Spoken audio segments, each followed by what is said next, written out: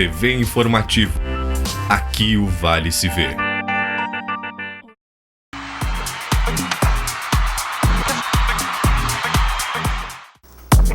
Olá, Internacional faz 6-0 no Vasco e volta para a primeira página da classificação do Brasileiro. O Grêmio joga hoje contra o Figueirense, lá em Santa Catarina. Lajadense jogou à tarde contra o Novo Hamburgo pela Copinha Gaúcha. E a LAF ainda tem compromisso com o Inter Orlândia, lá em São Paulo. E agora, o Papo de Boleiro.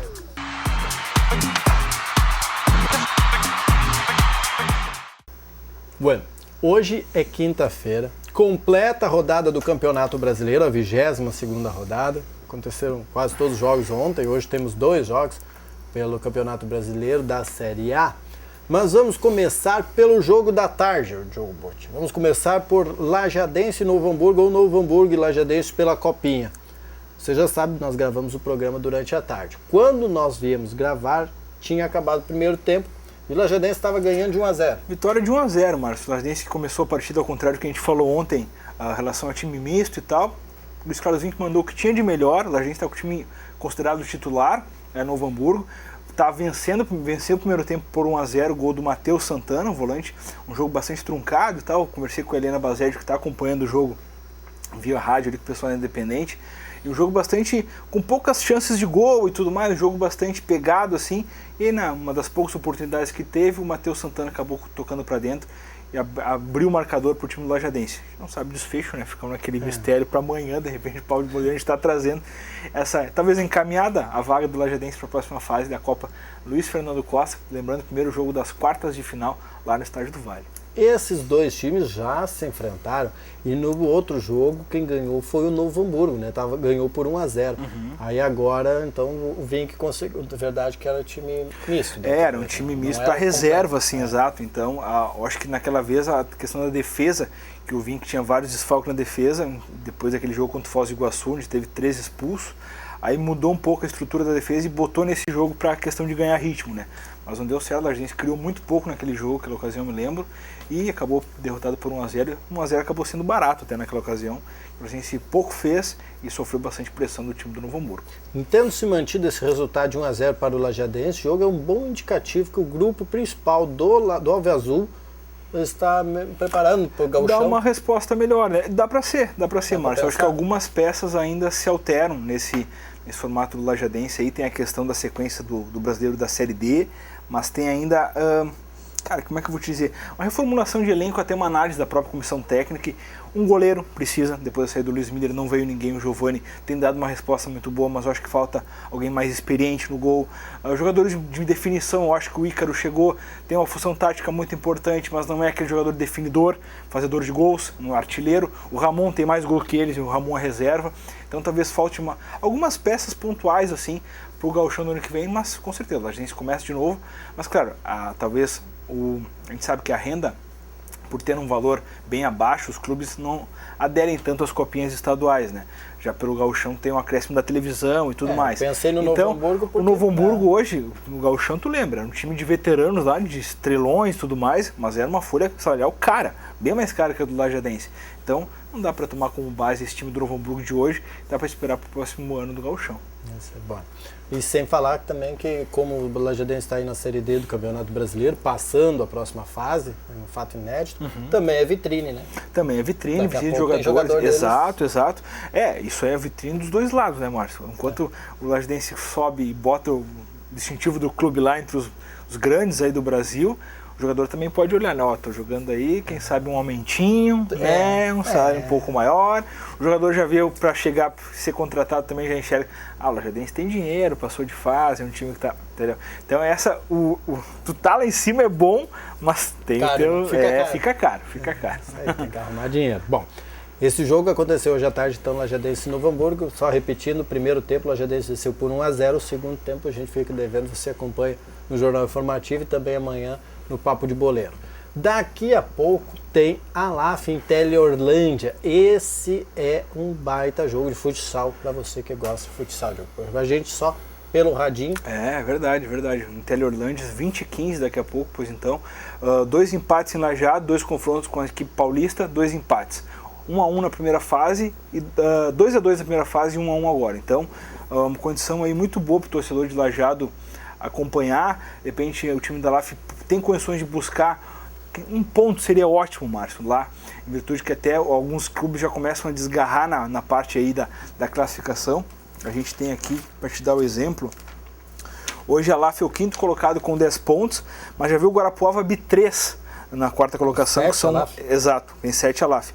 O Guarapuava já tem 10 pontos, abre 3 pontos de vantagem na 4ª colocação, lembrando que classifica os 4 melhores para a sequência da competição. Então a LAF, um pontinho lá contra o Inter Orlândia, que também tem 10, né, e compra a terceira colocação, seria de ótima valia. Lembrando que a LAF volta à quadra pela Liga Nacional em casa, na segunda-feira, contra o mesmo Guarapuava, em jogo de 6 pontos. E o Guarapuava, esse é o sócio aqui.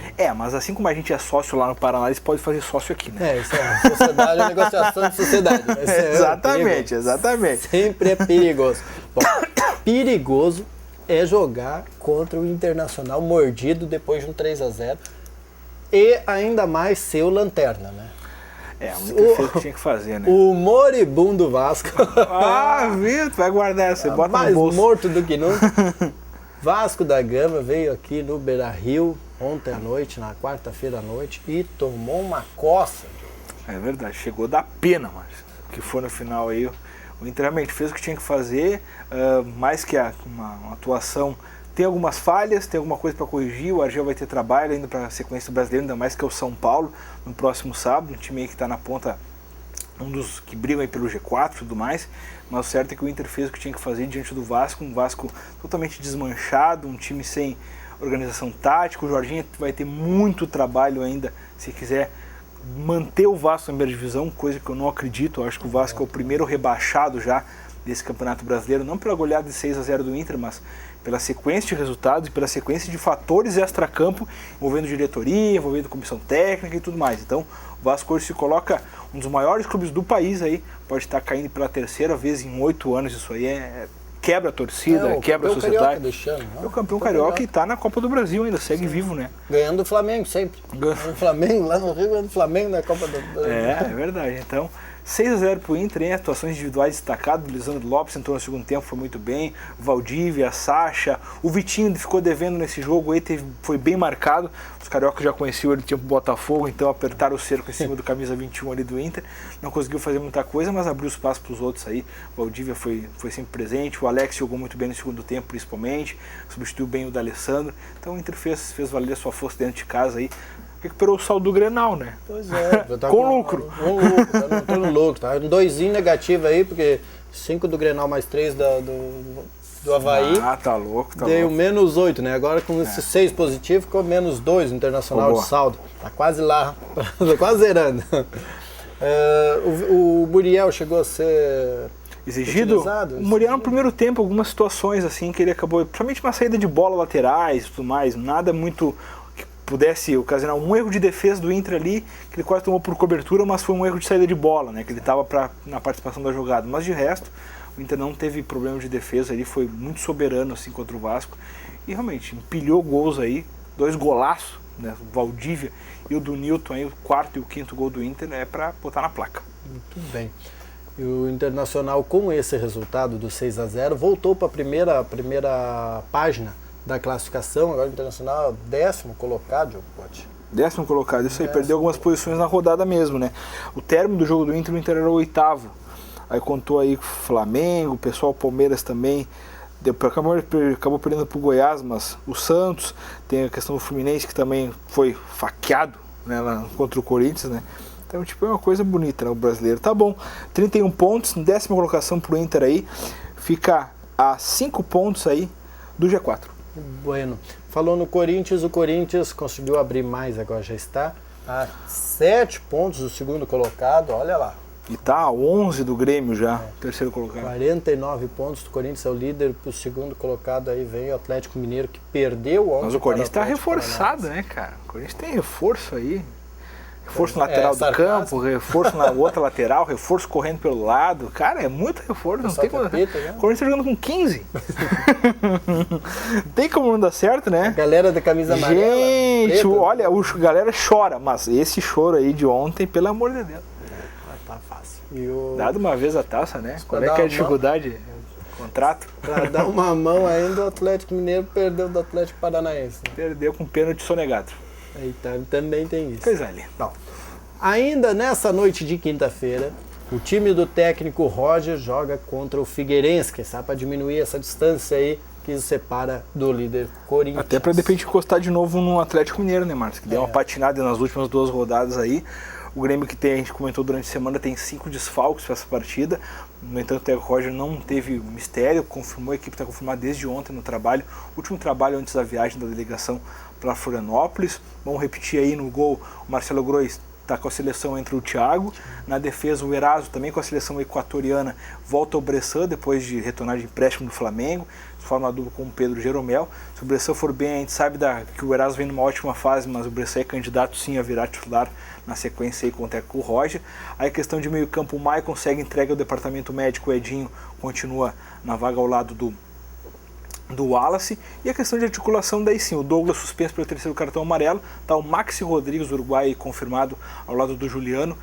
E no ataque daí o Luan não joga, seleção olímpica, joga o Bobô, tinha expectativa aí do Pedro Rocha, aí o Fernandinho completa o setor.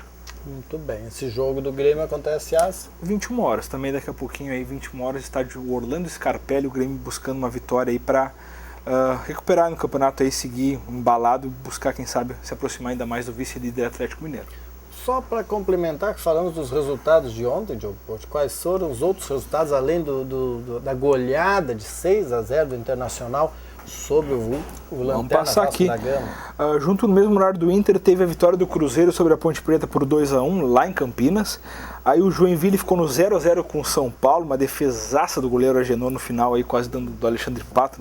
E o Joinville também, que fama de acertar. Aliás, que sucesso em acertar a trave, né? No mesmo lance, 2 bolas. 2 bolas. Aí a vitória do Inter de 6-0, a vitória do Flamengo por 3-0 sobre o Avaí. Aí o tropeço do Atlético Mineiro, vitória do Atlético Paranaense por 1-0 lá no Horto. Corinthians fez 2-0 no Fluminense, um jogueco da arbitragem. Curitiba 0, Sport 0. O Goiás fez 1-0 no Palmeiras, aí travou a recuperação do time paulista. E hoje, junto com o Grêmio às 21 horas, daqui a pouco já estão com bola rolando talvez, 19h30, o Santos enfrentando a Chapecoense. Muito bem, o jogo lá em Santos. Jogo em Santos, jogo que interessa ao Inter, né, Márcio? Sim. Tem a questão aí, o Santos ganhando, passa o Internacional, o Inter cai de novo para a segunda página. E a Chapecoense também, então a Chapecoense igualaria o número de pontos do Inter e tem que ver os critérios. O Inter... a Chapecoense passaria por causa do número de vitórias, uma vitória a mais. Muito bem, então o Internacional tem que torcer, os colorados hoje torcendo pelo empatezinho entre Santos e Chapecoense, e aí tem o jogo dos gremistas, lógico, torcendo pelo jogo do Grêmio e Figueirense. Os colorados hoje dependendo, os gaúchos hoje dependendo dos catarinenses. Exatamente. Também. Nós voltamos amanhã depois do Redação Informativa para trazer o resultado desse jogo do Lajadense de hoje à tarde, também o do Grêmio e as previsões é bonito. Para o fim de semana da 23ª rodada do Campeonato Brasileiro. Amanhã, meio-dia, na 98.1, a Legal Deixa eu anotar aqui. Bota aí, não esquece. Tem Arena Futebol Clube, aquele que esquece o nome. Arena Futebol Clube na Legal FM, 98.1, amanhã, no meio-dia, 1h da tarde. E nós voltamos, você sabe, depois da Redação Informativa. Até lá. Um abraço.